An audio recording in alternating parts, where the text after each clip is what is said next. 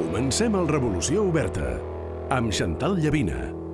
Hola a tots i totes, benvinguts al tercer Revolució Oberta. Ja sabeu, aquest espai de debat que hem estrenat al digital de Catalunya Ràdio i al YouTube també de Catalunya Ràdio. Avui parlarem d'un tema que ens preocupa molt com a societat. Per què cada vegada es denuncien més assetjaments sexuals, més casos de violència masclista? Les xarxes socials han ajudat a que tots aquests casos es coneguin cada vegada més? Avui en parlarem durant 50 minuts al Revolució Oberta. Els convidats. I farem debat amb les següents convidades. Algunes d'elles han viscut en primera pell aquests assetjaments. Mireia Boya, ambientòloga i exdiputada, benvinguda, què tal? Gràcies per convidar-me. Gràcies. Tu has viscut en pròpia pell. Per què cada vegada es denuncien més casos d'assetjament? Ens preguntem. Cada vegada coneixem més casos. Les xarxes socials han beneficiat de que en coneguem més? Jo crec que a partir del fenomen Me Too, o el Cuéntalo, no? Que era la versió d'aquí, hi va haver un boom d'empoderament de les dones que havien patit algun tipus de violència masclista i van començar a denunciar-ho a les xarxes, i crec que a partir d'aquí realment la societat va prendre més consciència de la quantitat de dones, moltes d'elles conegudes, properes, no? I van posar cara, no? A aquesta violència masclista. I potser a partir d'aquell moment, fa uns anys, és una mica més fàcil denunciar, tot i que continua sent dificilíssim, no? Personalment. Clar. El Me Too des dels Estats Units va arrasar després a tot el món. Gràcies a la tecnologia també ens ajuda a denunciar. Gent Díaz, escriptora del llibre Dona i Poder i diputada al Parlament, on vas explicar també al Parlament el teu cas. Les dones com tu han perdut la por a denunciar. Moltes dones també estan perdent aquesta por. Jo crec que la por a fer-ho públic, en el moment en què passem de la cosa individual a la cosa col·lectiva, perds una mica la por, perquè ets conscient que no t'està passant només a tu, i per tant, com deia ara la Mireia, fenòmens com el Me Too et fan adonar que no estàs sola, i per tant que allò que t'havia passat a tu i que pensaves que només t'estava passant a tu és col·lectiu, i probablement això ens empodera a alçar la veu, entenent també que no és gens fàcil exposar-se públicament. Clar. L'Alba Alfageme és psicòloga. Què és el primer que li dius quan et ve algú que ha patit algun tipus de violència masclista?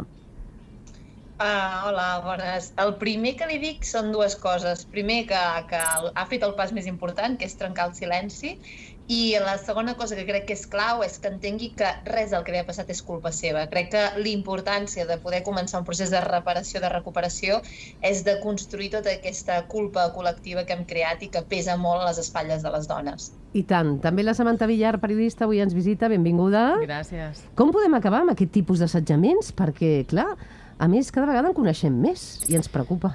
Doncs jo no sóc gaire optimista, no crec que a curt termini això canviï, perquè és una violència molt institucionalitzada, molt invisibilitzada. És veritat que en els últims anys estem trencant aquesta barrera i aquest tabú, però crec que ho podem fer amb més facilitat les dones que tenim certa situació de privilegi, com som nosaltres, que som catalanes, de classe mitjana, caucàsiques, etc.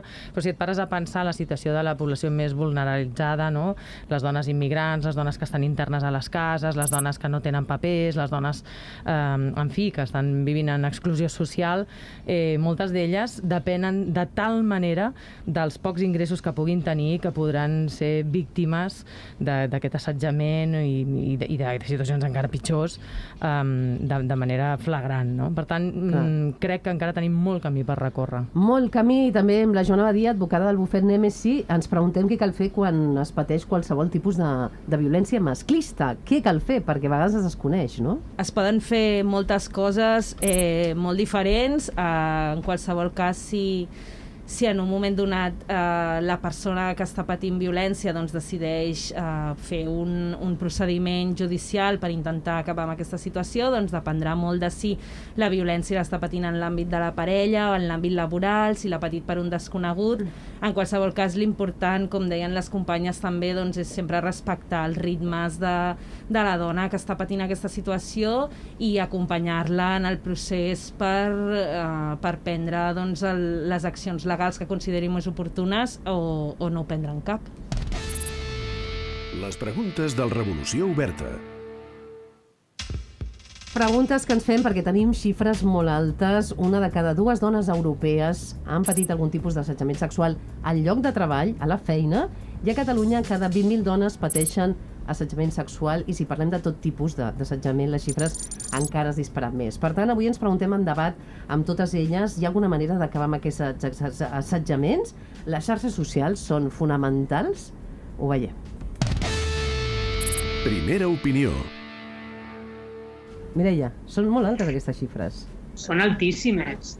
És esfereïdor la quantitat de dones que han patit algun tipus de violència masclista. El que passa és que jo crec que sovint només ens quedem amb la part de dalt de l'iceberg, no? El famós iceberg de les violències, i, per exemple, en el meu cas, que vaig patir violència psicològica, dir que és, en totes aquestes violències, la majoritària, no? La que més pateixen les dones, i en canvi és una de les que menys es parla.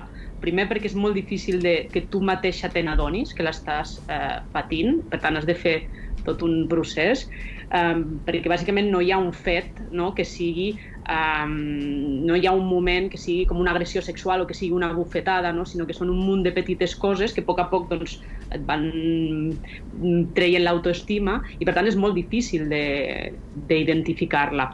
Però també és molt difícil de denunciar-la. Com que no hi ha aquest fet concret, les dones que han patit aquest tipus de violència, doncs costa moltíssim que ens creguin i costa moltíssim provar, no? Aquests petits moments, aquestes petites coses que t'han anat minant, no?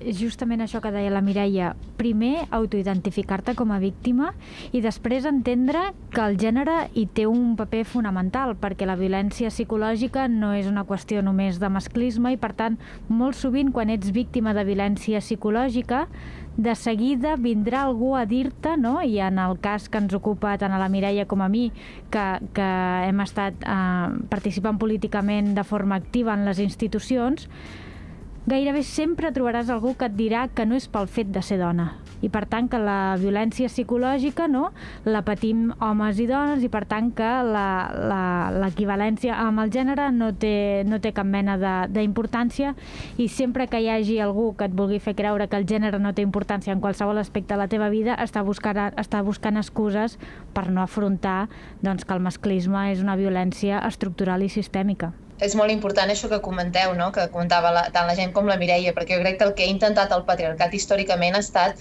disgregar aquestes violències, i de fet Rita Segato, que és una de les grans referents feministes, sempre ho diu, o desxifrem el patriarcat i d'alguna forma comencem, no? A posar negre sobre blanc, això comentava la gent, que és un problema estructural que afecta com a mínim a una de cada 2 dones, i per tant comencem a entendre que al final això que us deia, aquesta culpa social que ens han fet crear les dones, que no és responsabilitat nostra, sinó que tot això ho patim perquè el món ens identifica com a dones i per tant doncs, som víctimes d'aquestes violències masclistes, jo crec que és molt important per començar a construir tota aquesta culpa social que compartim en aquest imaginari col·lectiu, i quan a nosaltres ens passa, primer comencem a mirar si tenim algun tipus de responsabilitat, i segon, a més també el concepte que s'ha creat de víctima és un concepte que té unes connotacions especialment negatives, de feblesa, vulnerabilitat, inseguretat, i que realment no són així, no? També és un concepte que ens allunya bastant d'autoidentificar-nos, i per tant jo crec que has de fer un procés psicològic, i aquí s'enllaça molt amb totes aquestes violències psicològiques,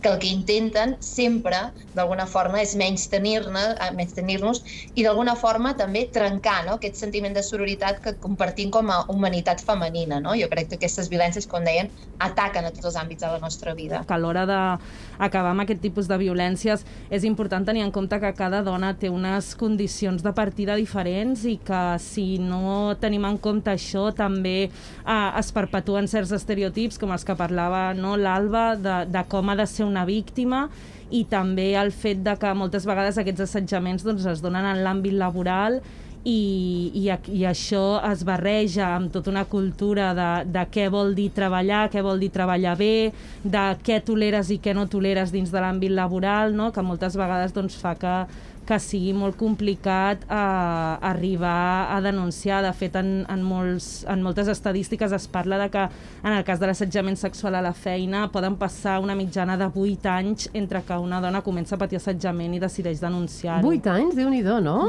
Triga moltíssim, Déu-n'hi-do. Hi ha una frase de la Mireia, diu: l'assetjament psicològic és molt més comú del que ens pensem i, a més, aquest tipus d'agressors saben trobar l'escletxa que connecta amb el teu jo, aquella nena indefensa que vas ser i que no té les eines per plantar cara i es queda paralitzada. Mireia, quantes dones, al teu cas, que realment t'estan assetjant? Vaig petar, literalment, no? Jo que es diu, un dia arribes i petes físicament. Doncs a mi em va passar això. O sigui, va ser en una reunió on el meu agressor estava allà, va fer uns comentaris en contra meva i a mi se'm va paralitzar la llengua. No vaig poder articular bé les frases, no? Les deia incoherències, aleshores vaig sortir al carrer i vaig vomitar. O sigui, va ser la reacció física d'adonar-me'n que hi havia alguna cosa que no funcionava, i aleshores, doncs, quan ho vaig explicar a les amigues, van ser elles les que em van dir: a tu t'està passant això, per tant, abandona immediatament aquest espai i posa't en mans d'una bona psicòloga. I així ho vaig fer, i gràcies a elles, doncs, avui puc parlar-ne en aquest programa de ràdio, i he fet tota una feina escrivint un llibre i parlant-ne molt més, però sense tota aquesta feina i sense aquesta xarxa de dones al voltant meu que m'han ajudat a fer aquest pas, doncs crec que no hauria pogut fer-ho. I una xarxa econòmica també es necessitarà, no? Perquè al final nosaltres podem tenir una xarxa social, una família que et pugui aixoplugar en un moment donat, unes amigues que et donaran suport, però estem perdent de vista que hi ha moltes dones que estan realment soles i que, si bé és veritat que és molt difícil detectar que estàs sent víctima d'una agressió quan és continuada i progressiva, però és que a més també et costarà identificar-te amb el rol de víctima, perquè és veritat que no ens agrada a ningú, no? Li podem dir supervivent si vols, molt millor, però igualment estàs allà. Però és que si no tens uns mitjans econòmics que tu diguis: ok, jo ara plego d'aquesta feina, me'n vaig a la psicòloga, i amb què em pago a la psicòloga, i a on dormo aquesta nit, no? I res d'això s'està debatent, no? I a dins de les empreses, ja me'n vaig a un altre àmbit, el de la nostra vida diària, no hi ha espais de debat, espais de detecció de determinades conductes masclistes, espais de reflexió que fins i tot molts homes serien benvinguts en aquests espais, no? Analitzem les conductes de tots i millorem-les, no? No existeixen aquests mecanismes. Hi ha assetjaments dins de la feina, fora de la feina. En el cas de la Mireia era dins de la feina, i ara parlaves de les empreses i les organitzacions molt importants que donguin suport també a la víctima, i a vegades passa que no. Per això avui també en volem parlar, Mireia, perquè en el teu cas tu també ho vas denunciar de seguida, vas demanar a l'organització almenys, no?, fer una autocrítica pública. Va costar. Vas tenir suport de l'organització, Mireia? Sí, jo separo dues coses, no? A nivell de la CUP, jo he tingut la sort de que hi havia un protocol de gestió de les violències masclistes que van fer les dones militants de la CUP. Per tant, jo tenia l'eina on acollir-me, molt millorable, segurament, perquè l'has d'anar testant i hi ha coses que poden canviar i no? Assaig-error, amb l'experiència, aquest protocol pot millorar.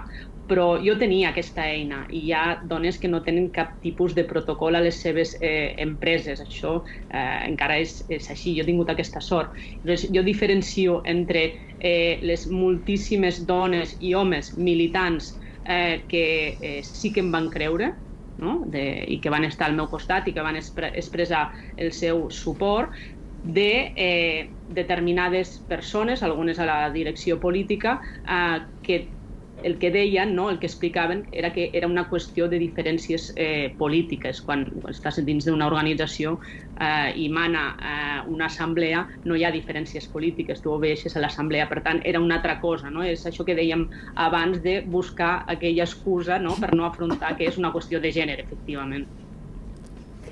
Jen, en el teu cas, m'agradaria recordar una imatge teva al Parlament de Catalunya. Et van aplaudir. Et van aplaudir perquè la gent, que per cert recomanem molt el seu llibre Dona i Poder, que parles molt que s'ha de feminitzar la política, cada vegada veiem una política també més feminitzada. Tu vas explicar, també havies patit assetjament, ho vas fer públic al Parlament, et van aplaudir i clar, jo dic que és molt important que les dones en àmbits públics, com deia la Samantha, feu aquest pas per obrir i convèncer a més dones, no? També per contribuir a aquesta idea que hem anat repetint que les víctimes cadascuna ho és a la seva forma. Fa només uns dies podíem comprovar com dues mosses ridiculitzaven una víctima de violació. Per què? Perquè no complia amb els estereotips i amb l'imaginari comú que tenim de com ha de ser una víctima. Per tant, com més dones amb altaveu públic denunciïn el seu cas i posin cara i posin exemples, la Mireia, per exemple, va petar físicament, no? Doncs bé, totes aquelles dones que petin físicament s'hi podran veure reflectides, però cada vegada que una dona amb un espai de poder o amb un espai d'altaveu públic alça la veu, torna a donar, no? Doncs una nova imatge de com pot ser una víctima que no té res a veure amb l'imaginari comú. Sobre les empreses i l'espai de la política, jo vull dir que avui mateix hem aprovat una reforma de la llei contra la violència masclista, la 5/2008, justament en aquests dos aspectes. Per una banda, incorporem l'àmbit de la política, perquè, com deia la Mireia, el seu espai polític tenia protocol i tenia un pla d'igualtat, però no tots ho tenen. Per tant, hem de garantir que totes les dones que participen políticament o militen en un espai polític tinguin aquesta eina i no que en funció de quin partit et puguin protegir o no.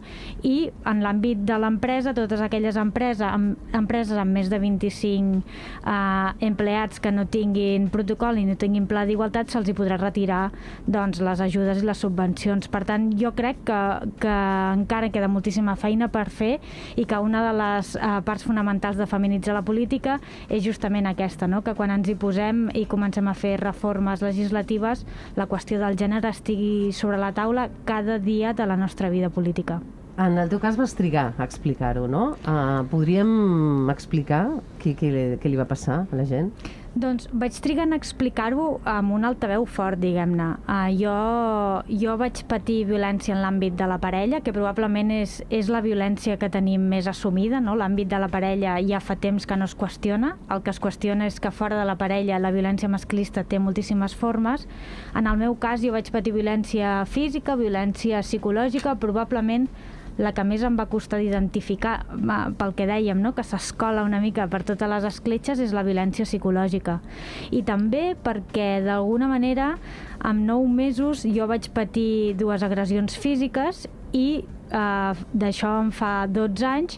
I què ens passa? Doncs que fa 12 anys per mi l'imaginari col·lectiu de la víctima era una dona que patia violència física cada dia. I per tant, com que jo en 9 mesos només havia sigut 2 cops, jo volia diferenciar la violència masclista de s'ha posat nerviós en 2 ocasions. Una ocasió ja és violència masclista, d'això també en parla la llei, però en el meu cas jo no em sabia identificar a mi mateixa. Per tant, quan ho vaig identificar, i per mi el més greu va ser adonar-me'n doncs, de la relació de poder que tenia el meu agressor sobre meu, no? Probablement la violència física és més fàcil d'identificar, però quan arriba la violència física, la psicològica ja ha fet tota la seva feina. Per tant, encara que tu rebis una agressió física, la sabràs justificar de moltíssimes maneres, per l'educació que has rebut, perquè fora tota la societat està justificant la violència contra les dones d'una manera o d'una altra, per la cultura de la violació, per l'amor romàntic, per la ficció en la cultura, etc. No? Llavors, vaig trigar 10 anys a dir-ho al Parlament, ho vaig dir en els llibres que havia escrit abans, ho havia dit en el meu entorn més immediat, ho havia dit en una sala de teràpia, però tot i així hi ha moltíssima feina que és privada, i justament perquè no totes les dones partim de les mateixes condicions econòmiques, la reparació no pot dependre només de la teva condició individual. Clar, molt important. Alba, ens estan veient dones, segurament avui en aquest Revolució Oberta, que pensen, i el que em passa a mi ho és o no ho és? Psicològicament, deixem clar què és, Alba, un assetjament. Bueno, jo crec que aquí ja tenim un problema de base social, que és que realment aquesta falta d'educació emocional provoca, no?, que hi hagi un analfabetisme bastant important, però entre tots i totes, perquè tots i totes som fills d'aquesta societat, i per tant ens costa identificar aquestes violències, perquè jo crec que qualsevol relació en la que tu et sentis que quan estàs amb l'altra persona de cop i volta, no, pots començar a sentir-te doncs, cada cop com més insegura, com cada cop pots tenir la sensació de tenir més por per si hi ha algun tipus de conflicte, que puguis tenir la sensació que et gira, no? Tu tens una concepció de la realitat, no sé si recordeu la pel·lícula Te doy mis ojos, que crec que el títol és molt interessant, perquè realment és el que fan, et giren tant la situació, la manipulen tant, la perverteixen tant, que al final final tens la sensació de dir ostres, realment, jo això que he fet m'està dient que ho feia en un altre sentit i ara ja no tinc clar res, no? La sensació aquesta d'estar absolutament perduda i sobretot que quan comparteixes la teva vida amb algú o estàs caminant al costat d'algú, allò t'ha d'alimentar, allò t'ha de fer créixer, no pot ser que cada dia et sentis més malament, cada cop et sentis més petita. Per tant, aquestes relacions, i com molt bé deia la Jen i la Mireia, primer s'ha de teixir tota aquesta violència psicològica. Jo sempre parlo com aquesta teranyina, no? Perquè és una teranyina psicològica o seria com les arrels d'un arbre que a partir d'aquí pot aparèixer la violència sexual o la violència més física. Però quan tu realment estàs al costat d'algú i sents que està constantment amb ell, et empetiteix, no? Et genera més inseguretat, però per altra part també hi ha l'altra part de la moneda, que és com que es construeix un tipus d'amor, que ho deia la gent, des d'una perspectiva com de la dependència molt extrema, no? I al final estimar no és necessitar, al final estimar és decidir compartir, no? Però des d'un lloc d'igual a igual. Quan realment tens dubtes, quan realment tots els fonaments es comencen a sacsejar, jo crec que t'has de fer aquesta pregunta, no? Realment, a mi aquesta relació m'alimenta o em resta? I llavors, quan és aquest em resta, veure per què et resta, què passa aquí, no? I jo crec que és molt important això que les dues han explicat, parlar-ho amb algú, que algú et pugui fer de mirall, o algun llibre, perquè de cop i volta passa un clic i dius, ostres, i això fa por, sostenir això també fa por. Però jo crec que és molt important trencar el silenci i el que deien, tenir les veus de tantíssimes dones que ens han passat situacions d'aquestes ens ajuda a entendre que no és culpa nostra, que per tant, d'alguna forma, no, també entendre que tenim tot el dret a fer aquest pas endavant i buscar aquest recolzament. Hem trigat fins al 2019 o al 2020 a sentir les nostres polítiques catalanes que expliquen casos, no?, que jo crec que és molt important, no?, la seva veu. Samantha, Joana? Totalment. Tenir referents és importantíssim, referents públics amb els que tu et puguis sentir identificada i que t'estiguin descrivint una situació que des de dins és molt difícil de detectar perquè no tens la perspectiva, és crucial. Però fins i tot quan això passa, jo m'he trobat, jo vaig tenir una feina que teníem un nivell d'assetjament psicològic bestial, una violència bestial. T'ha passat també, Samantha? Sí, molt agressiu. Jo tenia una companya a qui li passava també, érem dues en aquesta feina, i va arribar un moment en què nosaltres mateixes dèiem, ostres, estem actuant com a dones maltractades, perquè la por a tenir un altre conflicte amb un nivell d'agressivitat tan alt, era tan angoixant, aquesta por, que estàvem disposades a acceptar de tot per tal de no tornar a que volqués tota aquesta violència a sobre, que realment suportar-la és molt difícil, no? Aleshores, jo crec que en aquell moment hauríem necessitat un matalàs.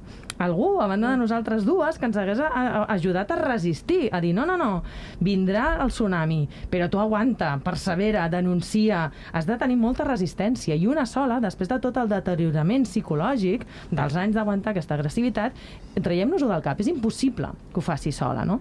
On estan aquestes estructures? A quin telèfon hem de trucar que vinguin a ajudar-nos?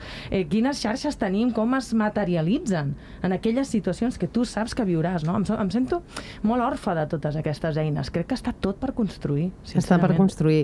Joana, tu que coneixes molts casos que t'arriben com a advocada, hi ha una línia també, hem estat parlant de l'assetjament psicològic, però també hi ha l'assetjament sexual, no? Quan sabem si és assetjament sexual, no? Ha de ser molt explícit? Com ha de ser? Bueno, aquí hi ha diverses coses a tenir en compte. Jo crec que una mica la gent ha donat moltes pistes del que és un assetjament. És veritat que, per una banda, la societat té molt assumit un tipus de violència de gènere que es dona molt en l'àmbit de la parella, no? Que és aquesta violència de la que parlava la Samantha també, de la dona qui maltracta... La imatge que tenim d'una dona maltractada és algú qui maltracta el seu marit a casa mentre es fa el sopar, no? I això no només no és només així, sinó que s'amplifica en tots els àmbits de la societat. L'assetjament sexual precisament és una realitat que es pot donar tant en el carrer com en els espais d'oci, per exemple, que se n'ha parlat molt els últims anys, i també a la feina. I bàsicament, jo una mica amb la línia del que deia l'Alba abans, m'agrada com citar com defineix l'assetjament sexual la llei d'igualtat, perquè diu que quan és assetjament sexual a la feina, per exemple, crea un ambient intimidatori, hostil, degradant i humiliant per la persona que el pateix, no? I crec que són 4 paraules que defineixen molt bé què vol dir que t'estiguin assetjant i que no responen tant a aquesta visió social de que un assetjament és una cosa continuada i que es repeteixi molt reiterada en el temps, sinó que amb una sola en una sola acció es pot produir, no? Sobretot amb l'assetjament sexual. Hi ha un altre tipus d'assetjament, que és l'assetjament per raó de gènere, que aquest doncs, potser sí que requereix de més reiteració perquè és més difícil de veure de cop i volta, no? Que és el que pateixen doncs, les dones que acomiaden per ser mares, les dones que maltracten a la feina per demanar determinades mesures de conciliació. Però pel que fa a l'assetjament sexual és fàcil, és aquella actitud per part d'algú amb intencions sexuals cap a tu que fa que percebis l'ambient que t'envolta com un ambient hostil, humiliant i degradant. I crec que això és molt senzill d'entendre. El llibre de la Mireia té un llibre evident, Trencar el silenci, té un títol evident, i en aquest cas que parlem dels assetjaments de les dones es trenquen silencis.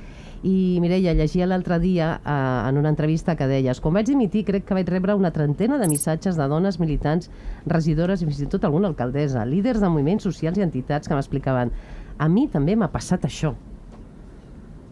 Sí, això va ser només a l'inici, però després, en cada presentació del llibre, jo sortia bastant feta pols en adonar-me del nombre de dones que em venien demanant la signatura i que t'explicaven algun tipus de violència que havien patit elles. O sigui, era un nombre realment molt elevat i fins i tot la responsabilitat de quan algú t'explica això, no? Què li dius? És a dir, jo he viscut la meva tipus de violència masclista, no? Els meus fets, però jo sóc jo i una altra dona és una altra dona, no? I a vegades ens falta també tenir més eines per apropar-nos a aquesta gent que a tu t'agafa com a referent perquè has escrit un llibre i no saps què dir-li. Però jo de tots aquests silencis n'hi ha un que és important d'explicar, que és desmitificar les esquerres en general, no? Feministes, els partits polítics d'esquerra,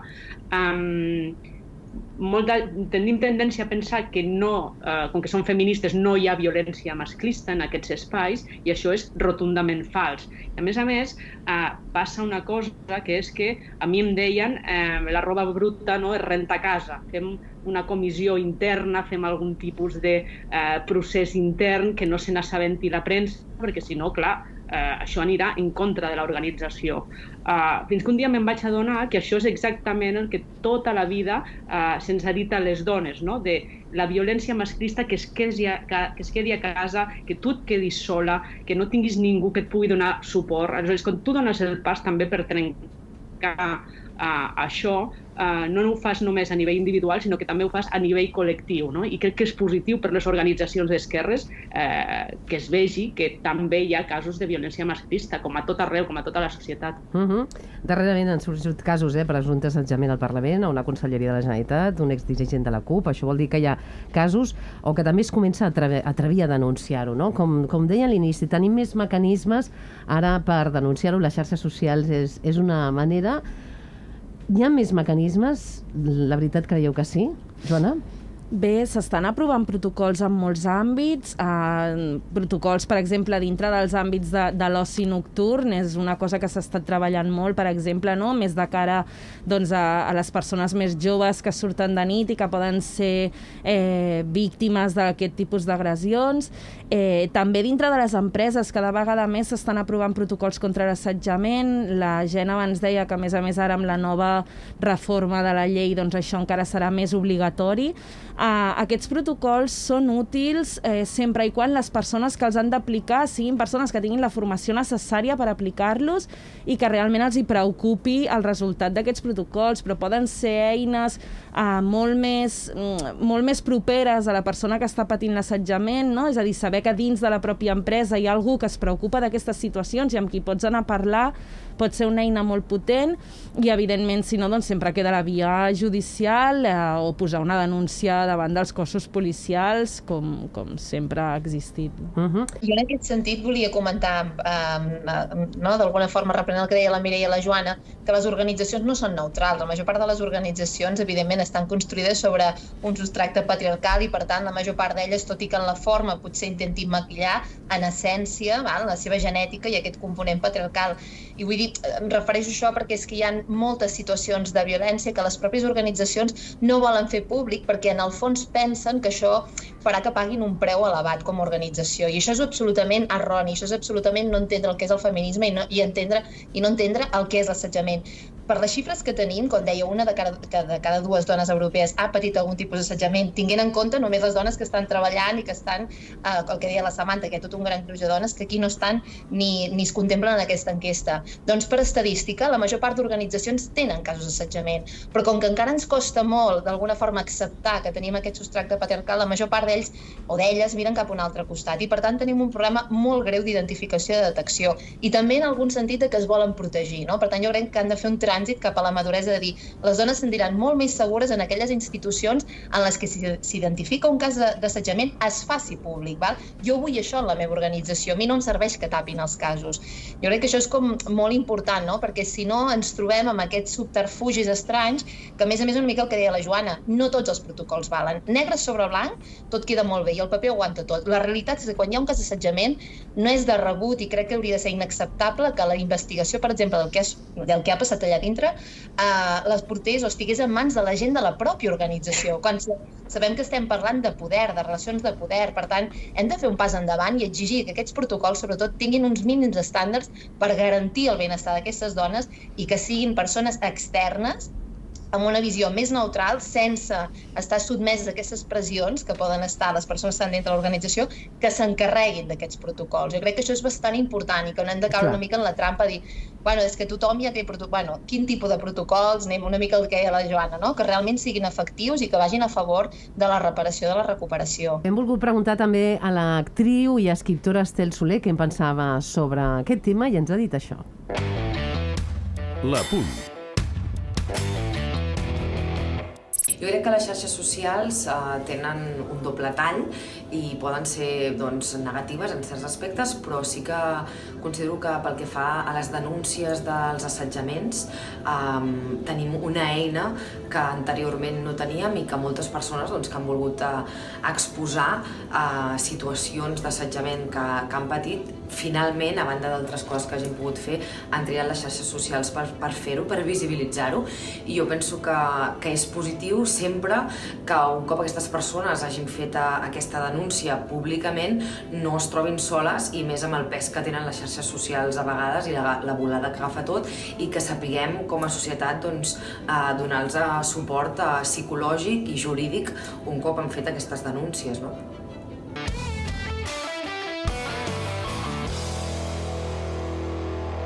Revolució Oberta, amb Chantal Llavina. Deia, l'Estel, suport psicològic, suport jurídic, perquè cal recordar les seqüeles, no? També, és a dir, molt bé, petit assetjament, no tinc por, ho explico, però aquesta persona viu seqüeles tan psicològiques, no?, que ha de superar, Alba, i hi ha un procés. Sí, evidentment, és important perquè a vegades en primera instància ens costa fins i tot identificar aquestes primeres conseqüències. Una mica ho explicava la Mireia, no? Probablement arriba un punt en què el seu propi cos somatitza i ella pren consciència del que li està passant, no? Però és cert que d'alguna forma hem de començar, a part d'identificar que estem visquent una situació de violència, també identificar aquests primers indicis, aquests primers indicadors.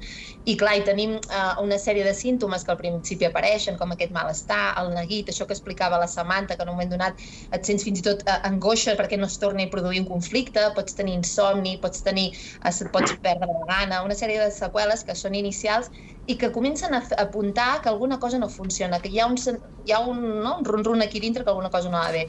Jo crec que això pot ser un indici bastant important per començar a mirar-nos i dir, a veure, què no està funcionant. Perquè si no, si tot això es va cronificant, per això diem, l'important és sobretot fer un pas endavant i trencar la violència l'abans possible. Sabem que únicament en temes de violència sexual, a molt estirar es denuncia un 8% dels casos que realment hi ha. I com deia la Joana, en els casos d'assetjament sexual a la feina, a les organitzacions, sabem que es triguen quasi 8 anys en ser denunciades aquestes situacions. Per tant, això va bastant en contra dels processos de reparació i de recuperació. Identificar l'abans possible i buscar ajuda l'abans possible ens ajudarà també que el nostre procés de recuperació sigui més portable. Això és el més important. Mireia, en el teu cas, has patit seqüeles, diries? Sí, i encara les pateixo. Encara no he estat capaç, per exemple, de tornar a una assemblea de la CUP és a dir, la meva militància política, tot i que no he deixat l'organització, encara em queda una feina a fer per tornar a participar, diguéssim, de la política, dels espais polítics de l'organització. Encara hi ha moments que penso que és que me'l tornaré a trobar, és que tornaran a dir això, és que em tornaran a jutjar, em tornaran a... Bueno, això és un treball psicològic i emocional que crec que és molt llarg i vas... Bueno, en el meu cas jo vaig a poc i crec que la majoria de dones van molt a poc per reparar-se. Sí, perdona, perquè aquestes seqüeles que diu la Mireia, hi ha una part que són pròpies de la pròpia agressió, però n'hi ha unes altres que tenen a veure amb aquest segon xoc traumàtic que diguem des de la psicologia, o aquest segon impacte traumàtic, que té a veure amb com l'entorn ha interpretat tot allò que t'ha passat i com et sents que et comencen a culpabilitzar, sentiments de vergonya, tot. Per tant, hi ha com dos elements estructurals que tu has de sostenir, que tu has de reparar, i per tant és com molt important fer aquest doble treball en aquests dos sentits. Jen? Jo volia fer un apunt al que comentava l'Estel en la seva aportació, i és que la violència digital, ella deia, no?, que els espais de les xarxes socials tenen aquest doble tall. És veritat que per moltes de nosaltres el Me Too, el Cuéntalo han estat una manera de reforçar-nos entre nosaltres, de passar d'allò individual a allò col·lectiu, no?, de poder comprovar com hi ha dones a l'altra punta del món que estan patint exactament el mateix que tu i que no les coneixes de res i que tenen unes condicions i unes experiències de vida molt diferents a les teves, i malgrat tot hi ha com una mena de fil, no?, que ens agermana, i que alhora les xarxes socials també són un altre dels canals pels quals s'acaba escolant la violència masclista. Per tant, aquell espai de reparació que pot ser la xarxa social amb el Me Too, finalment també les xarxes socials o totes les plataformes o el canal, l'àmbit digital, també pot convertir-se en un espai de violència directa cap a tu, amb les noves formes que troba el masclisme d'impregnar-ho tot, no?, i també les xarxes socials. Sí. Samantha, abans parlaves dels mitjans de comunicació, no?, també s'han viscut casos, i et sentia que deies un dia en una entrevista: hem normalitzat actituds que són agressions. A vegades normalitzem, no?, algunes actituds. És que ho hem fet per supervivència, no? És el que hem fet tota la vida les dones per tal de poder sobreviure en un mitjà que ens era molt hostil, i en què efectivament totes aquestes comentaris, mirades, situacions incòmodes, que et menystinguessin en un moment donat, que et posessin en qüestió molt més que els homes, etc., per nosaltres era el món, era el dia a dia, no? I aleshores, què hem fet?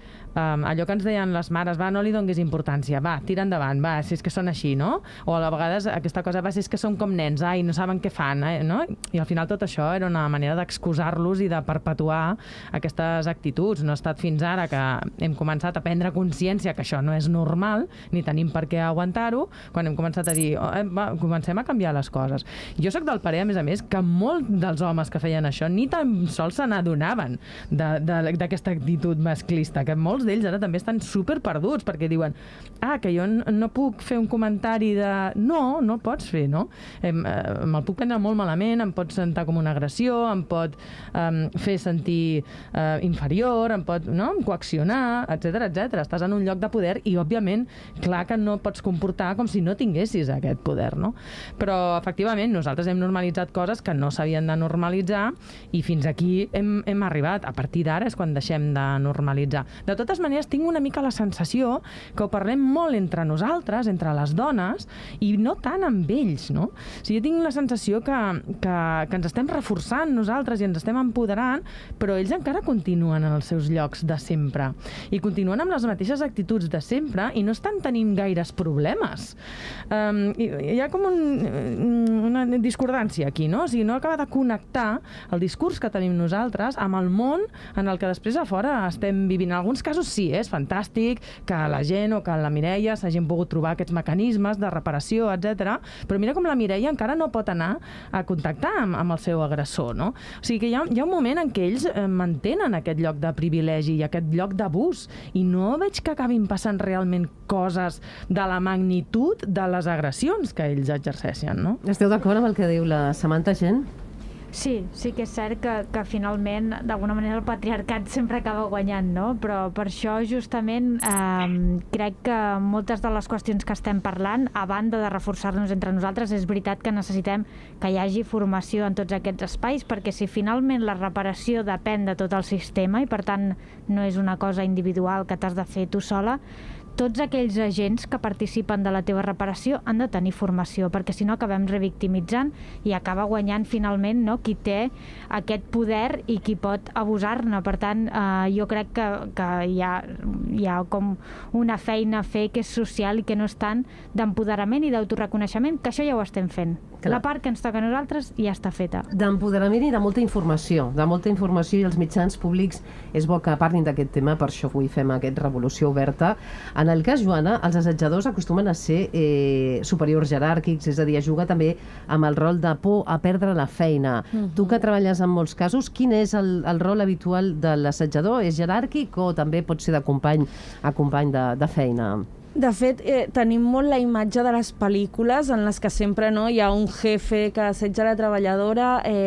Sí que és veritat que els casos més flagrants o on hi ha més agressivitat, a vegades són aquells en què la persona que assetja pot decidir sobre els drets laborals o sobre la feina d'algú, no? Evidentment té molt més poder aquell que et pot dir a partir de demà ja no tens feina que qui no t'ho pot dir, però també és veritat que en espais com l'entorn laboral, que és on jo més treballo, es generen moltes relacions de poder que no tenen a veure amb l'escala jeràrquica que hi ha dins l'empresa, sinó que poden tenir a veure amb l'antiguitat que tingui algú dintre d'una organització, amb la tasca que desenvolupi o amb l'entorn social que li doni més o menys legitimitat, i això es veu molt, no? A les empreses que hi ha assetjament entre persones que aparentment no tenen una diferència jeràrquica entre elles, però que a l'hora de la veritat la relació de poder que s'estableix és molt clara, no? I que són persones que tenen molt de poder informal dins de les empreses. Explica'ns les opcions i drets, Joana? Ara una persona que ens estigui veient, una dona que vegi el Revolució Oberta, vull denunciar, a mi també m'està passant.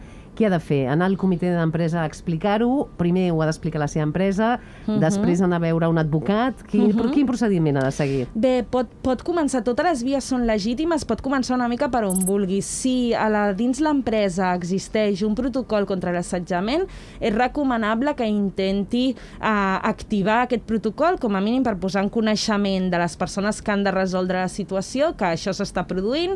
Normalment això es pot fer a través dels comitès d'empresa, si és que existeix, tot i que a Catalunya el 98% d'empreses són pimes i moltes no tenen comitè d'empresa. Llavors, en aquest cas, és important... Si és una pime, si és algú que troba una pime, què fa? On va? Doncs pot activar el protocol anant directament a la persona responsable de personal, i si en l'empresa no existeix aquest protocol, sí que és recomanable que s'informi amb una professional que n'entengui, que li pugui donar les eines necessàries, i en cas de que realment s'estigui produint una agressió flagrant en aquell mateix moment, també sempre no oblidar l'opció d'anar a posar una denúncia directament a Mossos d'Esquadra o iniciar la via laboral a través dels jutjats socials, que també es pot iniciar. Denúncia també als Mossos d'Esquadra. Mecanismes n'hi ha, costa denunciar, a vegades arriben moltes dones a la teva consulta, Alba? I tenim un problema perquè la major part de les dones no tenen gens clar el tema del procés judicial, ja sigui per desconeixement o una gran desconfiança i desafecció amb el sistema judicial, per evitar ser revictimitzades, i també perquè tenen molta por a com ho comprendrà l'entorn. Llavors, el que sí que busquen és aquest suport psicològic cada cop més, cada cop amb això és cert que s'ha trencat més el tabú de buscar aquest suport psicològic i explicar-ho amb alguna professional, però després tot això, per exemple, plantejar-ho al propi entorn també costa, no? Llavors, estem avançant mica a mica, però encara crec que ens queda un llarg recorregut que fer. Són molts temes els que avui estem explicant, i també podem llançar un missatge, ens queden 5 minuts per acabar aquest debat magnífic que estic molt contenta que haguem fet a Catalunya Ràdio. També podem llançar un missatge de positivisme, no, Mireia? Perquè, gent, d'un assetjament, per terrible que sigui, també ens podem refer. Ja sé que costa, Mireia, i abans em deies, encara ho estic, no? Però segurament ara, suposo que estàs contenta d'haver-ho denunciat, no? Encara que ho vas passar molt malament, Mireia, has fet, bé, jo crec, una funció social molt important, i també t'has alliberat, suposo, amb tu mateixa, no, Mireia? Sí, evidentment, per això ho vaig fer. Jo, amb això que deia l'Alba abans, crec que una cosa que és important a dir, i també és un missatge als homes que puguin estar-nos escoltant, és que el percentatge de denúncies falses és del 0,01%, per una banda, i per l'altra, el procés emocional i fins i tot jurídic que has de fer quan decideixes denunciar, ja sigui per la via penal com per la via pública, no? O interna d'una organització, aquest procés és tan difícil emocionalment per una dona que els homes haurien de començar a creure'ns, perquè quan una dona fa el pas de denunciar, fa un esforç tan gran, s'exposa tantíssim, és conscient de que patirà aquesta revictimització, que ja d'entrada tothom ens hauria de creure, pel que implica tot aquest procés, no? I tenint en compte aquesta dada de les denúncies falses, que són el 0,01%. I això encara és més gran quan l'agressor és algú conegut, és algun referent, no? I en algun moment del debat han sortit alguns dels casos mediàtics d'aquest país o internacionals, no? O sigui, com el Woody Allen, no? Que és un agressor reconegut, i encara hi ha gent que el defensa amb el discurs aquest de cal separar l'obra de l'autor, no? De l'artista. Clar, o sigui, posar en dubte a les dones és no contribuir en aquest avenç per erradicar les violències masclistes.